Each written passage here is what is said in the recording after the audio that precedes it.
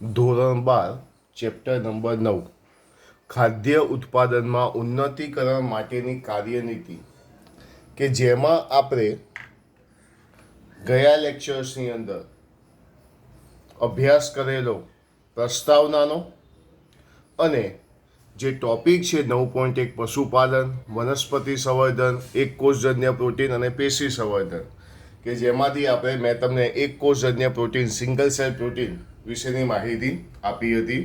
Topic 9.3 આપણે આખો ભણ્યા હતા અને ત્યારબાદ આપણે 9.1 પશુપાલનનો અભ્યાસ કર્યો હતો. પશુપાલનની શરૂઆત જો ફરીથી કરીએ તો પશુપાલન એ સંવર્ધન અને પશુધન વધારવાની કૃષિ પદ્ધતિ છે. પશુપાલન એ સંવર્ધન અને પશુધન વધારવાની કૃષિ પદ્ધતિ છે, જેમ કે ખેડૂતો માટે એક આવશ્યક કૌશલ્ય અને કળા છે, તેટલું જ વિજ્ઞાન પણ છે તેવું કહી શકાય. પશુપાલનનો સંબંધ ભેંસ, ગાય, ભૂંડ, ઘોડા, ઢોર, ઘેટાં, ઊંટ, બકરી જેવા પશુધનના પ્રજનન અને ઉછેર સાથે સંકળાયેલો છે. યાદ રાખજો બધા, પ્રજનન અને ઉછેર ઇમ્પોર્ટન્ટ.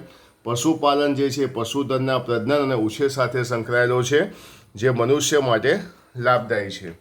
વિસ્તૃત રૂપે જોઈએ તો મરઘા ઉછેર, મત્સ્ય ઉછેરનો પણ સમાવેશ થાય છે.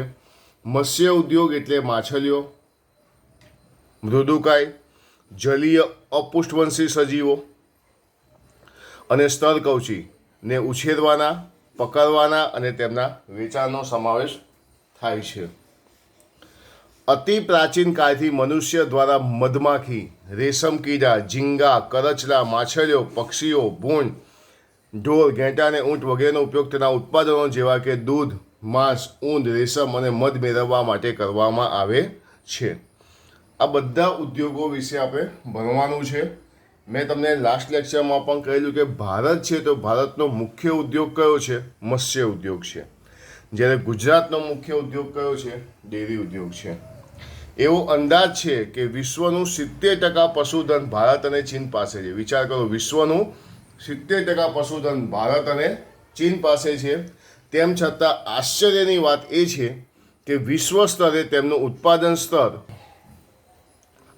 25% છે, જે એકમ દીઠ ઉત્પાદન દર ઘણો ઓછો છે. તેથી પ્રાણી સંવર્ધન અને સંભાળની પારંપરિક પદ્ધતિ ઉપરાંત ગુણવત્તા અને ઉત્પાદકતામાં સુધારો લાવવા માટે નવી નવી ટેકનિકોનો પ્રયોગ કરવામાં આવે છે.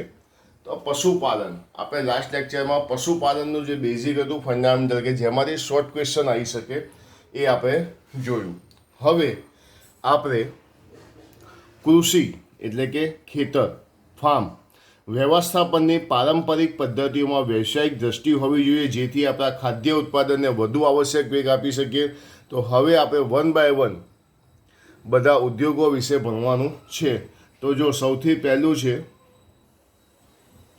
ડેરી વ્યવસાયનું વ્યવસ્થાપન. ડેરી વ્યવસાયનું વ્યવસ્થાપન, ડેરી ફાર્મ મેનેજમેન્ટ. ચોપડીની અંદર બહુ મસ્ત રીતે આપણે જે એનસીઆરટીની બુક્સ એટલું મસ્ત રીતે અંદર લખેલું છે કે તમે સરળતાથી તેને યાદ રાખી શકો. મુદ્દા પણ બધા ટેક્સ્ટ બુકવાળા છે. આખું વર્ણનાત્મક ચેપ્ટર છે કે તમે વાંચો તો પણ તમને મજા આવશે. તો સૌથી પહેલાં આપણે જોઈશું ડેરી વ્યવસાયનું વ્યવસ્થાપન. એવું લખ્યું છે, ડેરી ઉદ્યોગ એ મનુષ્યના વપરાશ માટે દૂધ તેમજ તેના ઉત્પાદનો માટે પ્રાણીઓનું વ્યવસ્થાપન થાય છે. શું તમે એવા પશુની યાદી બનાવી શકો છો જે ડેરી વ્યવસાય સાથે સંકળાયેલા હોય? ડેરી ઉદ્યોગ દ્વારા દૂધમાંથી બનતા વિવિધ ઉત્પાદનો કયા કયા છે? હવે આપણને બધાને ખબર ડેરી ઉદ્યોગ, બરાબર, કે જેમાં દૂધ અને દૂધની બનાવટોનો સમાવેશ થાય છે. તો જે શરૂઆતની જે 3 લાઈન છે એ થોડી સમજૂતી માટેની છે. હવે આપણે જોઈશું પહેલા નંબરનો મુદ્દો, ડેરી ઉદ્યોગ વ્યવસ્થાપનમાં. ડેરી ઉદ્યોગ વ્યવસ્થાપનમાં પ્રક્રિયાઓ અને પ્રણાલીઓનું અધ્યયન કરવામાં આવે છે. કોનું અધ્યયન કરવામાં આવે છે? પ્રક્રિયા એટલે તેની અંદર કઈ કઈ પ્રક્રિયાઓ થાય છે, તેની અંદર કઈ કઈ પ્રણાલી, કઈ કઈ પદ્ધતિઓ વપરાય છે, તેનું અધ્યયન કરવામાં આવે છે, જેથી દૂધની ઉત્પાદકતા અને તેની ગુણવત્તામાં સુધારો કરી શકાય. જેથી દૂધની ઉત્પાદકતા અને ગુણવત્તામાં સુધારો કરી શકાય. તો મિત્રો, આ થયો આપણો પહેલો મુદ્દો. ડેરી ઉદ્યોગ વ્યવસ્થાપનમાં પ્રક્રિયાઓ અને પ્રણાલીઓનું અધ્યયન કરવામાં આવે છે. ડેરી ઉદ્યોગ વ્યવસ્થાપનમાં પ્રક્રિયાઓ અને પ્રણાલીઓનું અધ્યયન કરવામાં આવે છે, જેથી દૂધની ઉત્પાદકતા અને તેની ગુણવત્તામાં સુધારો કરી શકાય. ક્લિયર? પહેલા નંબરનો મુદ્દો ખૂબ જ નાનો, સરળતાથી આવી જાય, એક બે વાર વાંચવો ખૂબ જ જરૂરી છે. બીજો, ડેરી વ્યવસાયમાં દૂધ ઉત્પાદન પ્રાથમિક રીતે કોની ગુણવત્તા પર આધાર રાખે છે? કૃષિ જાતની ગુણવત્તા પર આધાર રાખે છે.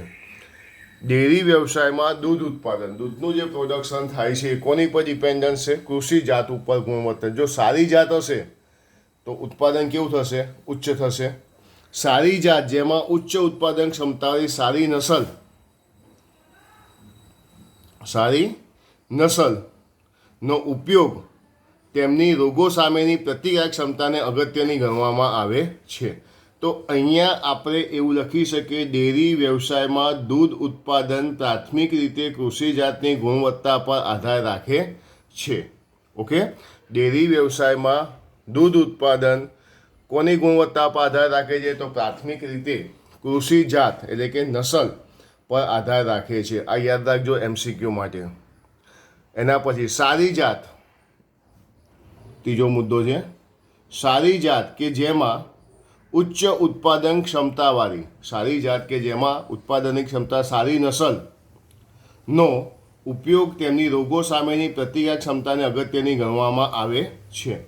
એટલે ત્રીજા નંબરનો મુદ્દો પણ બહુ મસ્ત રીતે સમજાયેલો છે કે જો સારી જાત હશે કે જેમાં ઉચ્ચ ઉત્પાદન ક્ષમતા હશે તો રોગ પ્રતિકારક ક્ષમતામાં પણ તે શું કરશે?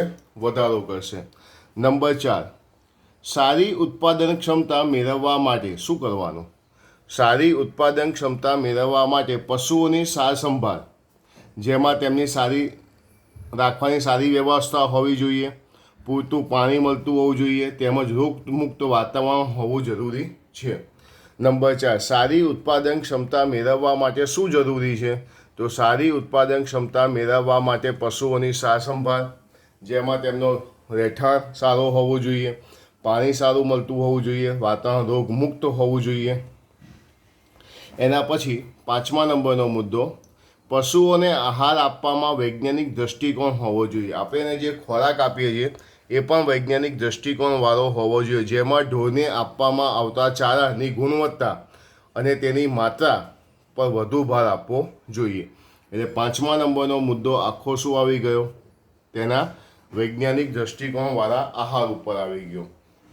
ઓકે, તો ફરીથી એકવાર 5 મુદ્દા જે છે એ 5 મુદ્દાને ફરીથી એકવાર રિફર કરીએ. પહેલો મુદ્દો, ડેરી ઉદ્યોગ વ્યવસ્થાપનમાં પ્રક્રિયાઓ અને પ્રણાલીઓનું અધ્યયન કરવામાં આવે છે, જેથી દૂધની ઉત્પાદકતા અને ગુણવત્તામાં સુધારો કરી શકાય. મને શોર્ટ ક્વેશ્ચન બનાવી દઉં. ડેરી ઉદ્યોગ વ્યવસ્થાપનમાં કોનું અધ્યયન કરવામાં આવે છે? શા માટે? ઓકે. નંબર 2, ડેરી વ્યવસાયમાં દૂધ ઉત્પાદન પ્રાથમિક રીતે કોની ગુણવત્તા પર આધાર રાખે છે? તો કે નસલોની. નસલો એટલે કે બ્રીડ એટલે કે કૃષિ જાતની ગુણવત્તા પર આધાર રાખે છે. નંબર 3, સારી જાત જેમાં ઉચ્ચ ઉત્પાદન ક્ષમતાવાળી સારી નસલનો ઉપયોગ તેમની રોગો સામેની પ્રતિકારક ક્ષમતાને અગત્યની ગણવામાં આવે છે. એટલે જો ઉચ્ચ ઉત્પાદન મેળવવું હશે તો નસલો સારી હોવી જોઈએ અને એની અંદર રોગ પ્રતિકારક શક્તિ વધુ હોવી જોઈએ. નંબર 4, સારી ઉત્પાદન ક્ષમતા મેળવવા માટે શું ધ્યાનમાં રાખવાનું? તો પશુઓની સાર સંભાળ, જેમાં તેમને રાખવાની વ્યવસ્થા, પૂરતું પાણી અને રોગમુક્ત વાતાવરણ હોવું જરૂરી છે. નંબર 5, પશુઓને આહાર આપવામાં વૈજ્ઞાનિક દૃષ્ટિકોણ હોવો જોઈએ, જેમ કે ઢોરને આપવામાં આવતા ચારાની ગુણવત્તા, તેની માત્રા પર વધુ ભાર આપવો જોઈએ. નંબર 6, આ ઉપરાંત પશુને દોહવાની, દૂધ તેમજ દૂધમાંથી બનતી બનાવટનો સંગ્રહ, તેના પરિવહન દરમિયાન ચોકસાઈપણે સફાઈ અને સ્વાસ્થ્યનું મહત્ત્વ સર્વોચ્ચ સ્થાને હોવું જોઈએ. ફરીથી એકવાર, પશુઓને દોહવાની, દૂધ અને દૂધમાંથી બનતી બનાવટોનો સંગ્રહ, એનું પરિવહન દરમિયાન ચોકસાઈપણે સફાઈ અને સ્વાસ્થ્યનું મહત્ત્વ પણ સર્વોત્તમ સ્થાને હોવું જોઈએ. ઓકે, હવે શું લખ્યું છે? હવે તો આ બધી પ્રક્રિયા, મતલબ આ બધી ઉપરની પ્રક્રિયા, એને રાખવાની પ્રક્રિયા ને એ બધું, હવે તો આ બધી પ્રક્રિયાઓ યંત્રો દ્વારા થઈ ગઈ છે, જેથી વ્યક્તિના સીધા સંપર્કમાં આવવાની તક રહેતી નથી અને કડકપણે અમલીકરણ માટે યોગ્ય સૂચિયાંક રાખવાની અને સમયાંતરે નિયમિત નિરીક્ષણની આવશ્યકતા રહે છે, જેથી શક્ય હોય એટલા વહેલા સમસ્યાઓને ઓળખવા, તેના તાત્કાલિક નિવારણ મળી રહે તે પશુ ચિકિત્સક નિયમિતપણે મુલાકાત લે તે પણ જરૂરી છે.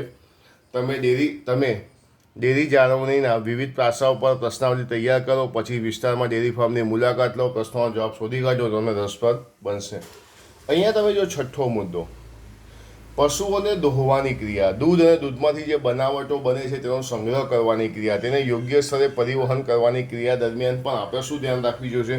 ચોક્કસપણે સફાઈ હોવી જોઈએ, સ્વાસ્થ્યનું મહત્ત્વ સર્વોચ્ચ સ્થાને હોવું જોઈએ. હવે આ બધી વસ્તુ કેવી છે? મશીનરીથી થઈ ગઈ, કે એમાં કોઈ માણસની જરૂર પડતી નથી. મશીનરીથી યોગ્ય મશીનરી આવી ગઈ છે, જેથી આપણે ત્યાં હાજર રહેવાની જરૂર નથી પડતી, વ્યક્તિના સીધા સંપર્કમાંની તક રહેતી નથી. પરંતુ આ બધી વસ્તુ યોગ્ય રીતે થવી જોઈએ એ ખૂબ જ જરૂરી છે. ડેરી ઉદ્યોગ એવું કહેવાય છે કે ડેરી ઉદ્યોગથી આપણા દેશની અંદર શ્વેત ક્રાંતિ આવી હતી. કઈ ક્રાંતિ આવી હતી? શ્વેત એટલે કે સફેદ ક્રાંતિ આવી હતી. એટલે એવું કહેવાય છે શ્વેત ક્રાંતિના પ્રણેતા કોણ? ડૉક્ટર વર્ગીસ કુરિયન, કે જેને શ્વેત ક્રાંતિના શું કરવામાં આવે છે? પ્રણેતા કહેવામાં આવે છે. તો શ્વેત ક્રાંતિના પ્રણેતાનું નામ શું છે? ડૉક્ટર વર્ગીસ કુરિયન. 5 થી 6 મુદ્દા ડેરી ઉદ્યોગ વિશે પૂછાય તો તમે લખી શકો છો ડેરી ઉદ્યોગ વિશે માહિતી.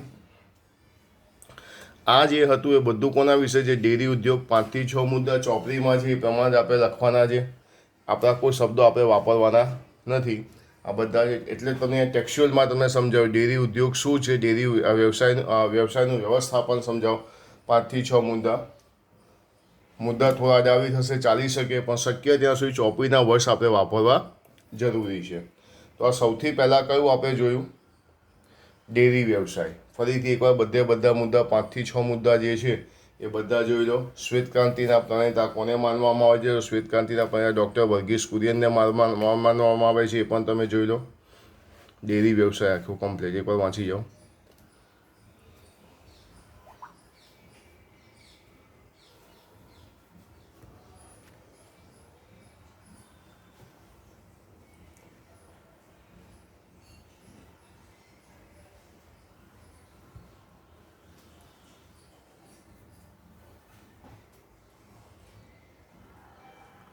છ મુદ્દા જે 6 મુદ્દા પર ખાસ ભાર આપવાનો. અને ચોપડીની અંદર થિયરીમાં જ્યાં કૌંસમાં જે અંગ્રેજી શબ્દો લખેલા જે છે, અંગ્રેજી શબ્દોને પણ ધ્યાનમાં રાખજો ચેપ્ટર નંબર 9 માટે. એ પણ એટલા જ મહત્ત્વના છે.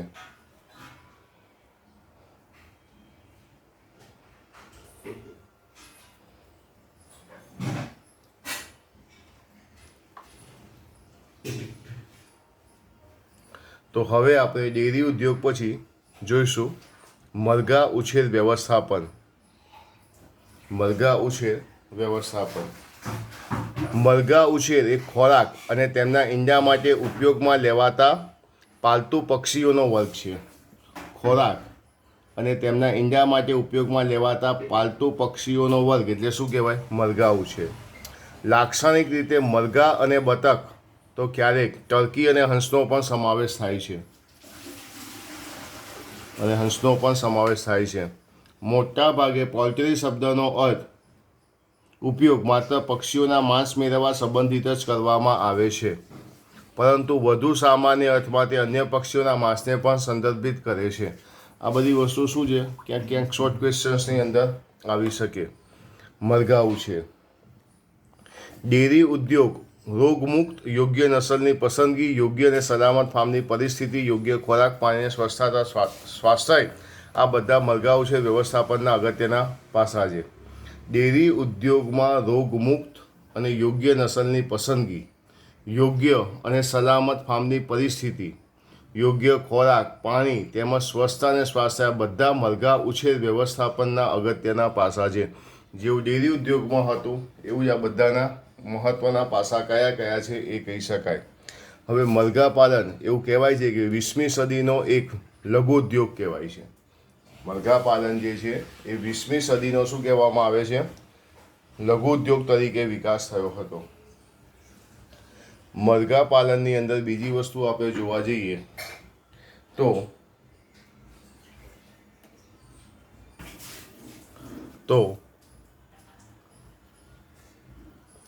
તમે ટેલિવિઝન, સમાચાર કે સમાચાર પત્રોમાં બર્ડ ફ્લૂ વાયરસ વિશે સાંભળ્યું હશે, જોયું હશે, વાંચ્યું પણ હશે, જેના કારણે દેશભરમાં ભય સર્જાયો અને ઈંડા તેમજ ચિકનના વપરાશ પર પ્રભાવી અસર પણ થઈ. તેના વિશે વધુ જાણી તેની ચર્ચા કરો. તેના વિશે જે ડરનું વાતાવરણ ઊભું થયું હતું તે કેટલું યોગ્ય હતું, કેટલાક મરઘાઓને ચેપ જોવા મળે તો તમે આ ફ્લૂને કેવી રીતે અટકાવશો. એટલે તમે જો ડેરી ઉદ્યોગ વિશે ચોપડીની અંદર થિયરિકલ છે. મરઘા પાલનની અંદર આપણે જોવા જઈએ તો મરઘા પાલનની અંદર આપણને શરૂઆતમાં 2-3 લાઈન આપેલી છે. પણ એવું કહેવાય છે મરઘા પાલન એ 20મી સદીમાં એક લઘુ ઉદ્યોગ તરીકે ચાલુ થયો હતો. 20મી સદીમાં એક લઘુ ઉદ્યોગ તરીકે ચાલુ થયો હતો. એક આ માહિતી ધ્યાન રાખવાની બધાએ જોઈ લો મરઘા ઉછેર વિશેની માહિતી.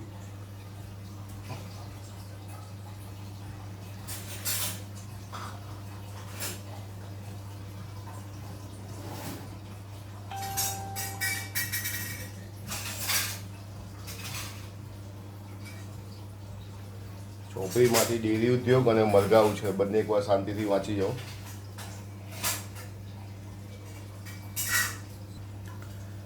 ચલો, મરઘા ઉછેર પછી હજી આપણે એક બીજો ઉછેર એક પત્તા પછી આપેલો છે, પણ આપણે પહેલાં લઈશું મધમાખી ઉછેર, જેને બી કીપિંગ કહી શકાય. મધમાખી ઉછેર, આ મધમાખી ઉછેર જે છે, મધમાખી વિજ્ઞાનના પિતા તરીકે કોણ જાણીતા છે? હુબેર. હુબેરને મધમાખી વિજ્ઞાનના શું કહેવામાં આવે છે? પિતા કહેવામાં આવે છે. મધમાખી ઉછેર એટલે મધ ઉત્પાદન માટે, મધના ઉત્પાદન માટે મધમાખીના મધપૂરાની માવજત. મધ ઉત્પાદન માટે મધમાખીના મધપૂરાની માવજત, જેને મધમાખી ઉછેર કહે છે. તે પ્રાચીન કાળથી ચાલતો આવતો એક કુટીર ઉદ્યોગ છે, લઘુ ઉદ્યોગ છે. તે પ્રાચીન કાળથી ચાલતો આવતો એક કુટીર ઉદ્યોગ છે. મધ એ ઉચ્ચ પોષણ મૂલ્ય ધરાવતો આહાર છે અને ઔષધોની દેશી પ્રણાલીમાં પણ તેનો ઉપયોગ કરવામાં આવ્યો છે.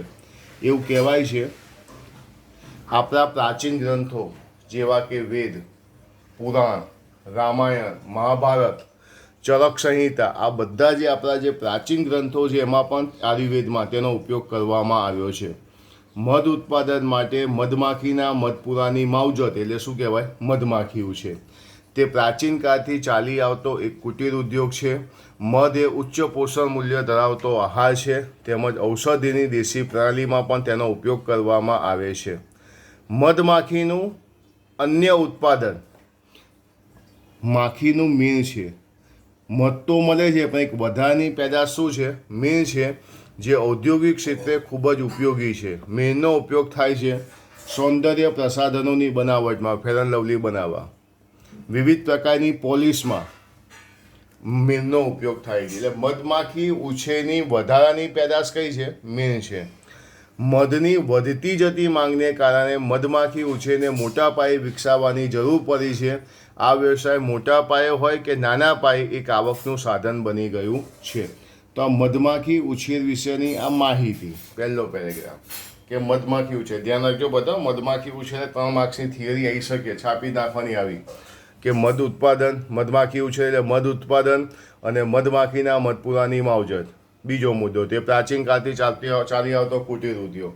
મધ એ ઉચ્ચ પોષણ મૂલ્ય ધરાવતો આહાર છે, ઔષધોની દેશી પ્રાણીમાં પણ તેનો ઉપયોગ કરવામાં આવ્યો છે. એનું અન્ય ઉત્પાદન કયું છે? મીણ છે, જેનો ઉપયોગ સૌંદર્ય પ્રસાધન અને વિવિધ પ્રકારની પોલિશમાં. મધની માંગ કેવી છે? વધુ છે, એટલે મોટા પાયે વિકસાવવામાં આવે છે. ઓકે. મધમાખી ઉછેર થાય જ્યાં શું હોય? જંગલી ઝાડીઓ ફળના બગીચા, ખેતરોમાં વાવેલા પાક હોય એવા સ્થળોએ થઈ શકે છે. મધમાખી ઉછેર ક્યાં થાય છે? તો મધમાખી ઉછેર જંગલી ઝાડીઓમાં થાય છે, ફળના બગીચામાં થાય છે, ખેતરોમાં વાવેલા પાક હોય તેમાં થઈ શકે છે. મધમાખીની કેટલીક જાતિઓને ઉછેરી શકાય છે, જેમાંની સૌથી સામાન્ય જાતિ એપિસ ઇન્ડિકા છે. સમજો, મધમાખીની સૌથી સામાન્ય જાતિ એપિસ ઇન્ડિકા. યાદ રાખજો, પરીક્ષાની અંદર શોર્ટ ક્વેશ્ચનમાં પણ આવી શકે. આ ઉપરાંત મધપુરાને ઘરના આંગણામાં, વરંડામાં, છત ઉપર પણ ઉછેરી શકાય છે. મધમાખી ઉછેરમાં કોઈ શ્રમિક કાર્ય હોતું નથી. એટલે આ મધમાખીનો ઉછેર ક્યાં થાય? મધમાખીને જે જગ્યાએ રાખે ને એને એપીકલ્ચર કહેવાય. મધમાખી ઉછેર એક સરળ વ્યવસ્થા છે, છતાં તેમાં કેટલાક વિશિષ્ટ જ્ઞાન હોવા જરૂરી છે, જે માટે કેટલીક સંસ્થાઓ આ ક્ષેત્રે શિક્ષણ પ્રદાન કરે છે કે મધમાખી ઉછેર માટેના અગત્યના મુદ્દા કયા. મધમાખી ઉછેર કરવી છે તો એમાં કયા કયા મુદ્દાઓને આપણે ધ્યાનમાં લેવા જોઈએ? તો નંબર 1, મધમાખીઓના સ્વભાવ અને આદતોનું જ્ઞાન હોવું જોઈએ. નંબર 2, મધપુરાને રાખવા માટે યોગ્ય સ્થળની પસંદગી કરવાની. મધમાખીના ઝુંડને પકડવું અને મધપુરામાં તેનો શું કરો? ઉછેર કરો. ભિન્ન ઋતુઓ દરમિયાન મધપુરાનું વ્યવસ્થાપન કરવું. મધ અને માખીના મીણને જાળવવું અને એકત્રિત કરવું. આ બધા શું છે? બેઝિક મુદ્દા કે મધમાખી ઉછેર માટેના અગત્યના મુદ્દાઓ કયા કયા છે. મધમાખીઓ આપણા ઘણા પાક માટે પરાગવાહકો તરીકે વર્તે છે. મધમાખીઓ એ શું કહેવાય છે? પરાગવાહકો. પરાગવાહકો બધાને ખ્યાલ છે. પરાગવાહકો એટલે શું કહેવાય? પુંકેસરના પરાગાશયમાંથી જે પરાગરજ ઉત્પન્ન થાય છે, પુંકેસરના પરાગાશયમાંથી જે પરાગરજ ઉત્પન્ન થાય છે એ સ્ત્રીકેસરના પરાગાશય સુધી જેની મદદથી પહોંચે છે તેને શું કહેવામાં આવે છે? પરાગવાહકો. પછી લખ્યું છે જેવા કે સૂર્યમુખી, રાઈ, સફરજન અને નાશપતિ ઘણા પાક માટે પરાગવાહકો તરીકે વર્તે છે. પાક પર પુષ્પ ઉદ્ભવ સમય દરમિયાન જો મધપુરાને ખેતરમાં રાખવામાં આવે તો પરાગજનનની ક્ષમતા વધી જાય છે. આમ પાક અને મધ બંનેના ઉત્પાદનમાં લાભ થાય છે. તો આ આપણી જો થિયરી કઈ છે? મધમાખી ઉછેર. મધમાખી ઉછેર કેવી રીતે મધમાખી વિજ્ઞાનના પિતા કોને કહેવામાં આવે છે? હુબેર કહેવામાં આવે, હુબેરને કહેવામાં આવે છે. એકવાર બધા ફરીથી જોઈ લો મધમાખી ઉછેર વિશેના મુદ્દાઓ.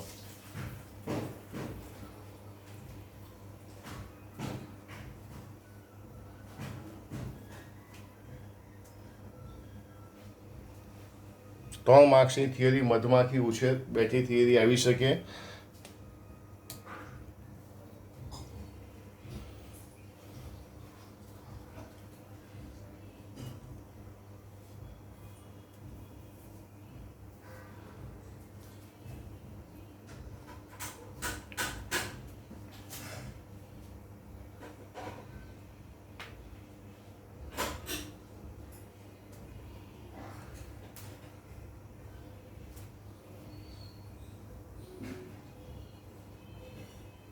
આપણા જે પ્રાચીન ગ્રંથો છે, વેદ છે, પુરાણ, રામાયણ, મહાભારત, ચરક સંહિતા બધામાં મધનો દવા તરીકેનો ઉપયોગ વર્ણવ્યો છે. મધમાખી વિજ્ઞાનના પિતા કહેવામાં આવે છે, હુબેરને કહેવામાં આવે છે. મધમાખીને જે જગ્યાએ ઉછેરવામાં આવે છે તેને એપીકલ્ચર કહેવામાં આવે છે. જે જ્યાં મધપુરામાં ઉછેરવામાં આવે, મધમાખીનો ઉછેર છે એને એપીકલ્ચર કહેવામાં આવે છે. એ બધા મુદ્દા વધારાના છે પણ આપણે ટેક્સ્ટબુકના જે છે આપણે જોઈશું. સૌથી પહેલાં આપણે જોયો ડેરી ઉદ્યોગ. ડેરી ઉદ્યોગ પછી આપણે જોયું મરઘાપાલન. મરઘાપાલન પછી આપણે જોયું મધમાખી ઉછેર. અને હવે આપણે જોઈશું ચોથા નંબરની અંદર મત્સ્ય ઉદ્યોગ. મત્સ્ય ઉદ્યોગ નહીં પણ મત્સ્ય ઉદ્યોગ, કે મત્સ્ય ઉદ્યોગ વિશે આપણે જોઈએ, જેને ફિશરીઝ કહેવામાં આવે છે. મત્સ્ય ઉદ્યોગ મેં તમને અગાઉ કહ્યું એ પ્રમાણે કે મત્સ્ય ઉદ્યોગ જે છે ને એ ભારતનો મુખ્ય ઉદ્યોગ કહેવામાં આવે છે. મત્સ્ય ઉદ્યોગ એ મત્સ્ય, કવચયુક્ત જલીય અપૃષ્ઠવંશી પ્રાણીઓ અને અન્ય જલીય પ્રાણીઓને પકડવા, પ્રક્રિયા કરવા અને વેચાણ કરવા સાથે સંકળાયેલો છે. પહેલી વસ્તુ, મત્સ્ય ઉદ્યોગ એ માછલીઓ, કવચયુક્ત જલીય અપૃષ્ઠવંશી સજીવો અને અન્ય જલીય પ્રાણીઓને પકડવા, પ્રક્રિયા કરવા અને વેચાણ કરવા સાથે સંકળાયેલો ઉદ્યોગ છે. આપણી વસ્તીનો મોટો ભાગ મત્સ્ય અને તેની પેદાશો અન્ય જલીય પ્રાણીઓ જેવા કે ઝીંગા, કરટલા, લોબસ્ટર, ખાદ્ય જીવ વગેરે પર ખોરાક માટે આધારિત છે. આપણી વસ્તીનો મોટો ભાગ જે છે એ આની પર જ ખોરાક માટે આધાર રાખે છે. મીઠા પાણીની ખાદ્ય માછલીઓ. મીઠા પાણીમાં જોવા મળતી માછલીઓ કઈ? રોહુ, કટલા, બુમલા અને સામાન્ય તળાવની માછલીનો સમાવેશ થાય છે. મીઠા પાણીની ખાદ્ય માછલીઓમાં કોનો સમાવેશ થાય છે? તો આપણી ચોપડીમાં લખ્યું છે રોહુ, કટલા, પછી લખું છું બુમલા, મૃગલ. આ બધી શું છે? મીઠા પાણીની ખાદ્ય માછલીઓમાં કોનો સમાવેશ થાય? તો મીઠા પાણીની ખાદ્ય માછલીઓ જે છે એમાં રોહુ, કટલા, બુમલા, મૃગલ, સામાન્ય તળાવની માછલીઓનો સમાવેશ થાય છે. જ્યારે દરિયાઈ માછલીઓમાં હિલ્સા, સાર્ડિન, મેક્રેલ અને પોમ્ફ્રેટનો સમાવેશ થાય છે. ફરીથી એકવાર, મીઠા પાણીમાં મેં તમને જેમ કીધું આગળ, રોહુ, કટલા, બુમલા અને મૃગલ. જ્યારે ખારા પાણીમાં આગળ જોયું હિલ્સા, સાર્ડિન, મેક્રેલ અને પોમ્ફ્રેટનો સમાવેશ થાય છે. ઓકે, તો મીઠા પાણીની માછલીઓ કઈ છે, ખારા પાણીની માછલીઓ કઈ છે એ ખાસ ધ્યાન આપવાનું. ભારતીય અર્થવ્યવસ્થામાં મત્સ્ય ઉદ્યોગનું અગત્યનું સ્થાન છે. મેં તમને અગાઉ કહ્યું એ પ્રમાણે ભારત દેશ જે છે એનો મુખ્ય ઉદ્યોગ કયો છે? મત્સ્ય ઉદ્યોગ છે. દરિયા કિનારાના રાજ્યોના લાખો માછીમારો અને ખેડૂતોને તે આવક અને રોજગાર પૂરો પાડે છે. દરિયા કિનારાના જે રાજ્યોના લાખો માછીમારો અને ખેડૂતોને તે આવક અને રોજગાર પૂરું પાડે છે. ઘણા લોકો તે એકમાત્ર તેમની આજીવિકા છે. વધતી જતી માંગને પહોંચી વળવા તેમનું ઉત્પાદન વધવા મત્સ્ય ઉદ્યોગમાં વિવિધ પદ્ધતિઓનો, ટેકનિકોનો ઉપયોગ કરવામાં આવે છે. દાખલા તરીકે આપણે જળ સંવર્ધન અને મત્સ્ય સંવર્ધન દ્વારા મીઠા પાણીની અને દરિયાઈ પાણીની બંને જલજ વનસ્પતિ અને પ્રાણીઓનું ઉત્પાદન વધારી શક્યા છે. મત્સ્ય સંવર્ધન અને જળ સંવર્ધન વચ્ચેનો ભેદ શોધી કાઢો. મત્સ્ય ઉદ્યોગ વિકાસ પામ્યો છે, જેનાથી સામાન્ય રીતે દેશને અને સવિશેષ ખેડૂતોને તેની આવક થઈ છે. આપણે નીલ ક્રાંતિ, આના કારણે કઈ ક્રાંતિ આવી છે? બ્લુ રેવોલ્યુશન ની વાતો કરતા થયા છે. હરિયાળી ક્રાંતિની જેમ તેને પણ આ જ બાબતો લાગુ પડે. હરિયાળી ક્રાંતિ એટલે અનાજનો પુરવઠો વધવો, પણ અહીંયા તમે જો આના કારણે કઈ ક્રાંતિ આવી છે? નીલ ક્રાંતિ. એવું કહેવાય છે કે ભારત છે ને એ ભારત પાસે 7500 કિલોમીટરનો દરિયા કિનારો છે. કિલોમીટરનો દરિયા કિનારો છે અને મેક્સિમમ 7500 કિલોમીટરનો શું છે? દરિયા કિનારો છે ભારત પાસે. અને દરિયા કિનારેની આજુબાજુના જે રાજ્યો જે છે એમાં રહેતા માછીમારો અને ખેડૂતોની આવક અને રોજગાર પૂરી પાડે છે. મત્સ્ય ઉદ્યોગમાં તમે જો મીઠા પાણીની માછલીઓ કઈ છે, ખારા પાણીની માછલીઓ કઈ છે, બરાબર, એ ધ્યાન રાખવાનું છે. મત્સ્ય ઉદ્યોગ જે છે એની ઉત્પાદન વધારવા મત્સ્ય ઉદ્યોગમાં વિવિધ ટેકનિકોનો ઉપયોગ કરવામાં આવ્યો છે. ગુજરાત પાસે જોવા જઈએ તો ગુજરાત પાસે 1400 કિલોમીટરનો દરિયા કિનારો છે, જ્યારે ભારત પાસે 7500 કિલોમીટરનો દરિયા કિનારો છે કે જેના કારણે માછલીઓનો આહાર તરીકે ઉપયોગ કરવામાં આવે છે. તો આ કયો ઉદ્યોગ છે? મત્સ્ય ઉદ્યોગ. આપણે સૌથી પહેલાં ભણ્યા ડેરી ઉદ્યોગ. ડેરી ઉદ્યોગ પછી જોયું મરઘા પાલન. મરઘા પાલન પછી આપણે જોયું મધમાખી ઉછેર. મધમાખી ઉછેર પછી આપણે જોયું મત્સ્ય ઉદ્યોગ. મત્સ્ય ઉદ્યોગ પણ બે માર્ક્સની અંદર કે 3 માર્ક્સની અંદર પૂછી શકાય તેવી થિયરી છે. જો ડેરી ઉદ્યોગ પણ 3 માર્ક્સની છે. મરઘા પાલન MCQમાં ક્યાંક આવી શકે. જે મધમાખી ઉછેર જે છે 3 માર્ક્સની થિયરી છે. જ્યારે આપણે આજે છેલ્લી થિયરી જે જોઈ મરઘા પાલન એ પણ 2 થી 3 માર્ક્સની અંદર તમારે આવી શકે. એટલે 4 થિયરી જે છે આજે જ તૈયાર કરી 9.1ની અંદર 9.1ના પશુપાલનની અંદરના 4 ટોપિક આની અંદર જે છે એ બધાએ ખાસ તૈયાર કરવાના રહેશે. ફરીથી એકવાર, મધમાખી ઉછેર અને મત્સ્ય ઉદ્યોગને આ વસ્તુને ખાસ ધ્યાન રાખજો. અમુક વાર ખાલી આટલા જ મુદ્દા 2 માર્ક્સમાં પૂછાય છે કે મધમાખી ઉછેર માટેના મહત્ત્વના મુદ્દાઓ જણાવો. ખાલી 5 મુદ્દા લખવાના, સીધા 2 માર્ક્સ મળે છે. મત્સ્ય ઉદ્યોગમાં પણ મીઠા પાણીની માછલીઓ કઈ છે, ખારા પાણીની માછલીઓ કઈ છે એ ખાસ યાદ રાખવાનું છે. જોઈ લો બધા એકવાર.